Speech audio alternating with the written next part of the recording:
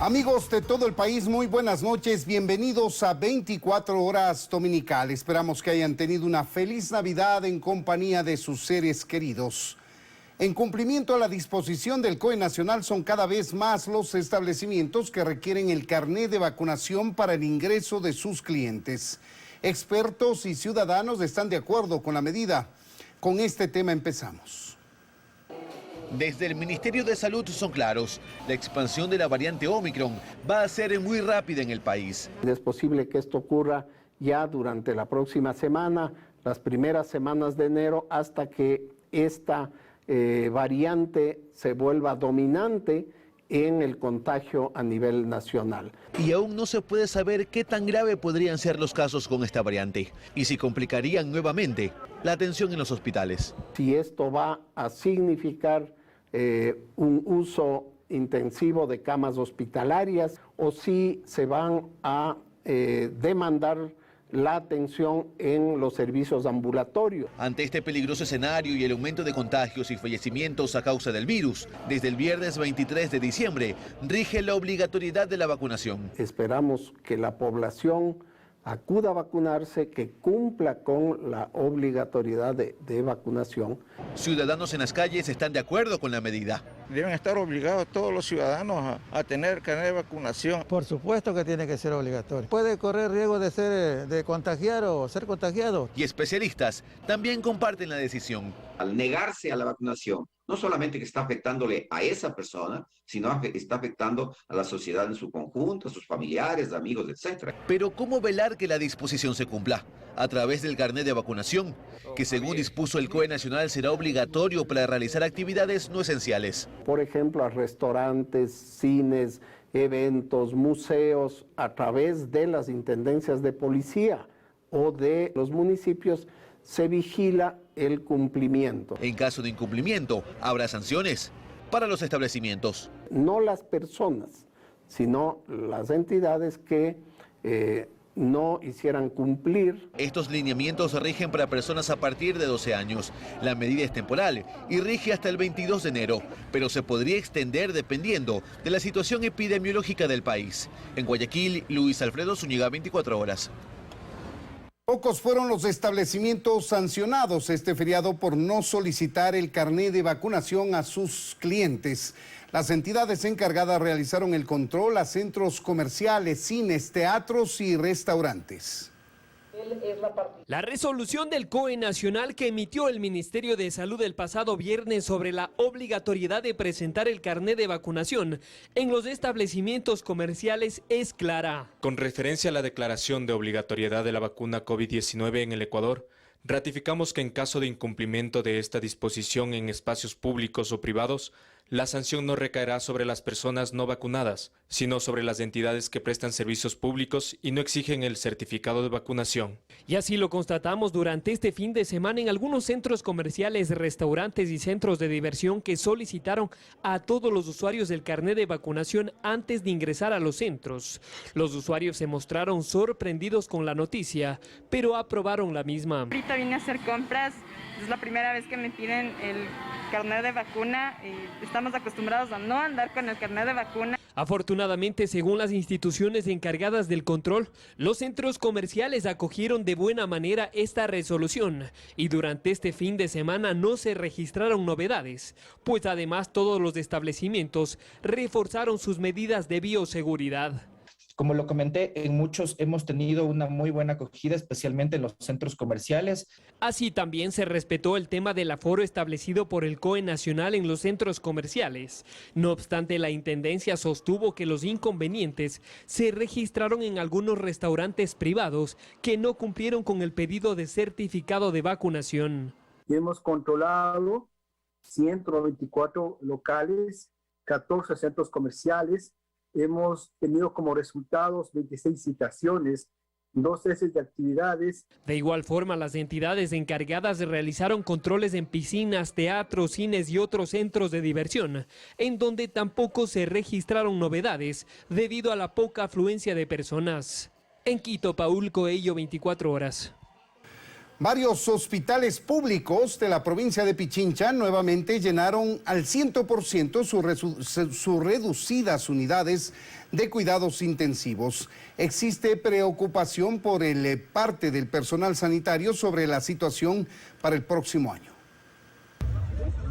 Los resultados producto de las incivilidades de los ciudadanos en fiestas de Quito empiezan a reflejarse en los hospitales públicos de la provincia de Pichincha, hospitales que llenaron nuevamente sus unidades de cuidados intensivos de pacientes contagiados de COVID-19. Siguen sumando y esto quiere decir que el índice de transmisibilidad en la ciudad de Quito y en el país ha aumentado. Eso ocasiona una debilidad, un desgaste.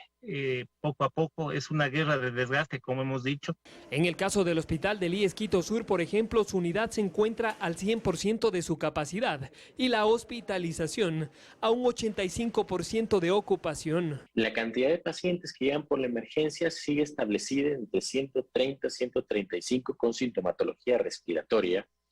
La cantidad de pacientes que se hospitalizan, o sea, que requieren hospitalización, estamos entre 12 y 15 por día. Lo preocupante, según los médicos, es que nuevamente empiezan a llegar grupos de familias y amigos contagiados de COVID-19 en condiciones, eso sí, leves y moderadas. Que también llama la atención, el grupo etario. Pues ahora se encuentra ya entre los 40 y 50. Vemos cómo desciende el grupo etario como tal y eso tiene una razón de ser. Ahora sí, estamos viendo de cierta manera la incivilización de fiestas de Quito. Pero esta situación al momento es manejable, señalan los expertos. Lo que les alerta, además de la pandemia, es que los hospitales enfrentan la escasez de medicamentos y la atención a pacientes que llegan con otras patologías. También hemos tenido un aumento de los casos de trauma, accidentes de tránsito, traumas por por violencia e incluso un aumento en el índice de casos de problema de autolisis, de intentos de suicidio. Y las proyecciones evidentemente no son positivas para el próximo año, según mencionan, pues así también les preocupa las aglomeraciones y concentraciones que evidenciaron en Quito durante esta última semana. Paul Coello, 24 horas. Y durante este feriado fue mínimo el número de personas que acudió a los puntos de vacunación en Quito. La mayor parte de los asistentes busca recibir su dosis de refuerzo.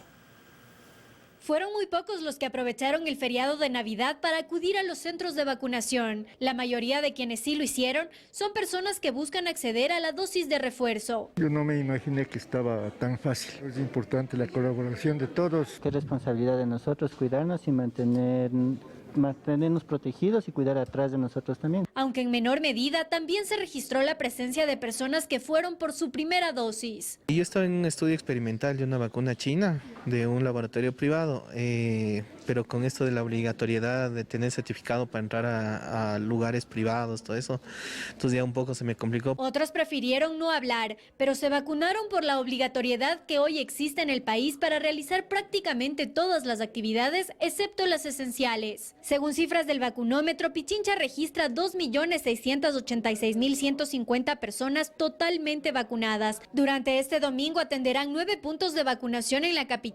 En el norte, Centro Deportivo Metropolitano Iñaquito, Centro Comercial Condado Shopping, Terminal Terrestre Carcelén y Centro de Salud Pacto. En el centro, Centro de Salud Centro Histórico y Centro Comercial Ipiales Mires. Mientras que en el sur, los puntos son Centro Comercial Quicentro Sur, Terminal Terrestre Quitumbe y Centro Comercial El Recreo. En Quito, Belén Merizalde, 24 horas. Gracias por continuar en nuestra sintonía, amigos. Miembros de Fuerzas Armadas ingresaron por primera vez al último socavón registrado en el cantón Zaruma, provincia de El Oro. Allí encontraron materiales que dan cuenta de la actividad minera ilegal que se realiza debajo del centro de Zaruma. Mientras tanto, este domingo decenas de ciudadanos salieron a protestar en contra de la minería ilegal.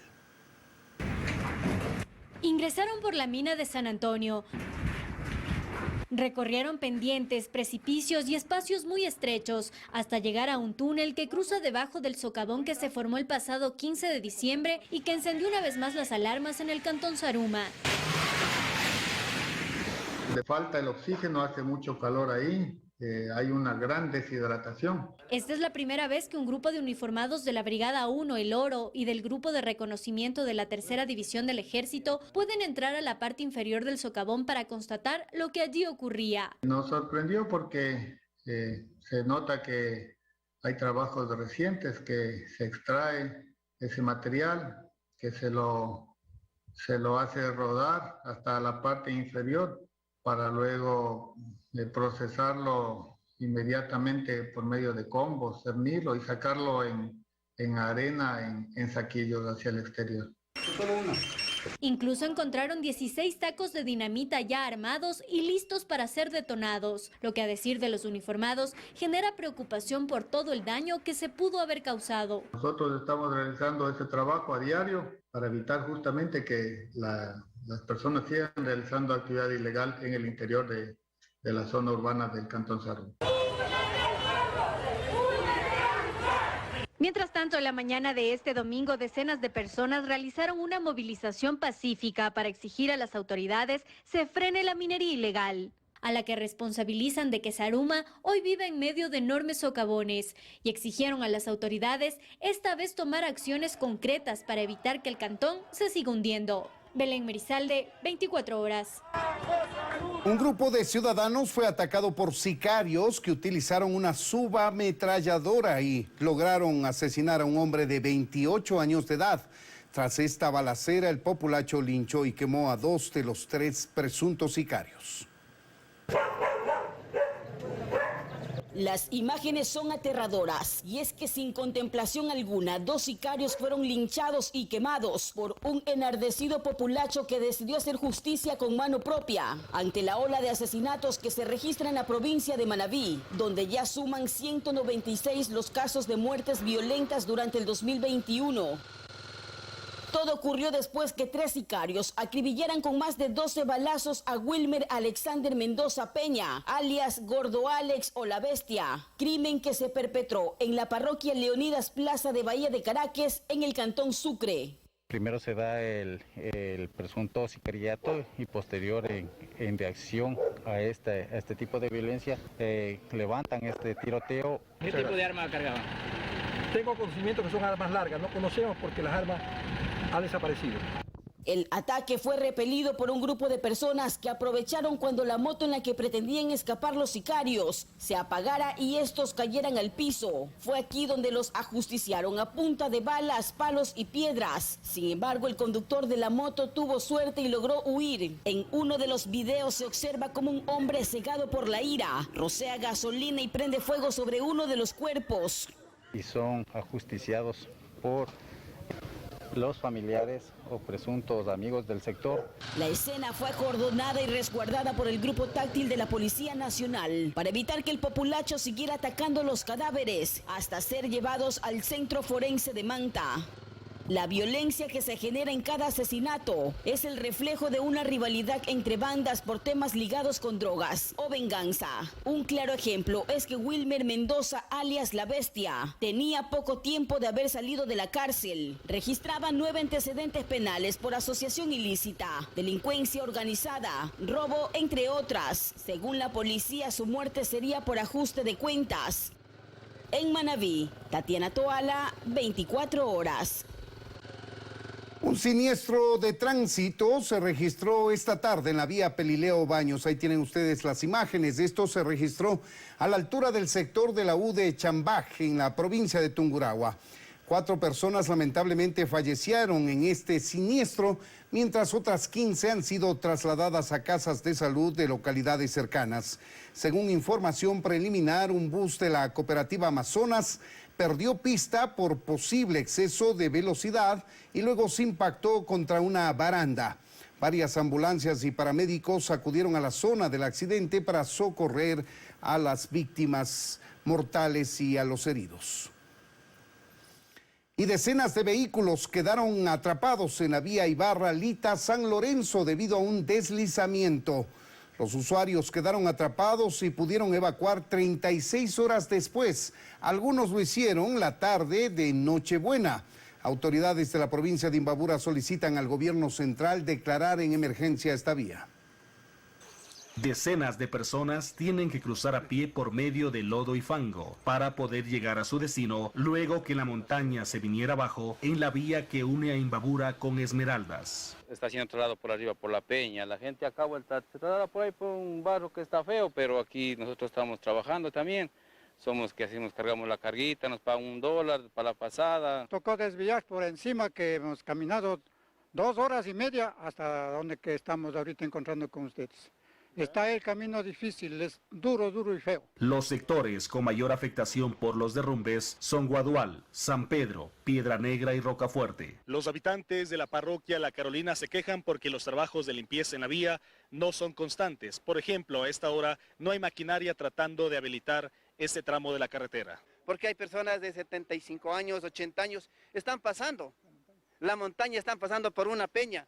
Estamos en un abismo de 120 o 30 metros. Turistas colombianos que siempre han utilizado esta vía para viajar a la costa ecuatoriana no pudieron llegar a su destino con sus familias. Pero no contábamos con esto, o sea, nadie informó de esto, ni en el puente, nada. Finalmente, después de más de 36 horas de espera, con la ayuda de los propios transportistas atrapados entre los derrumbes, se logró habilitar la noche del pasado viernes por unos minutos un tramo de la vía para que los vehículos puedan pasar hacia Ibarra con maquinaria de obras públicas, prefectura de Imbabura y más entes de ayuda. Con la luz del carro para que trabajaran, sacaran el material. Pero esa es responsabilidad del EMETOB y tendrá que declarar la emergencia para poder manejar recursos y poder invertir. Sí, serán algunos meses los que nos lleve obviamente el habilitar la vía. Desde el Guadual, en Imbabura, David Vizcaíno Aro, 24 horas. 20 privados de libertad de la cárcel de Machala dieron positivo para COVID-19. Los reos fueron aislados y no presentan síntomas graves, pero hay temor en la población carcelaria de esa provincia. En la cárcel de Machala hay preocupación ante la aparición de casos COVID-19 confirmados. Privados de libertad que recientemente ingresaron dieron positivo al virus. Efectivamente, de ahí salieron aproximadamente 20 personas que están contagiadas de COVID. Las tenemos aisladas. Ya que los 20 PPL ingresaron recientemente, se encontraban en un pabellón de cuarentena y fue ahí donde tras una prueba resultaron positivos. Se cree que fueron contagiados en las calles, mas no en el centro penitenciario. Los 20 PPL se encuentran estables. Ya están cruzando el 10º día sin ninguna complicación. En 4 días ya tendremos ya los resultados definitivos por parte del Ministerio de Salud. No tienen contacto con las personas que ingresan a diario.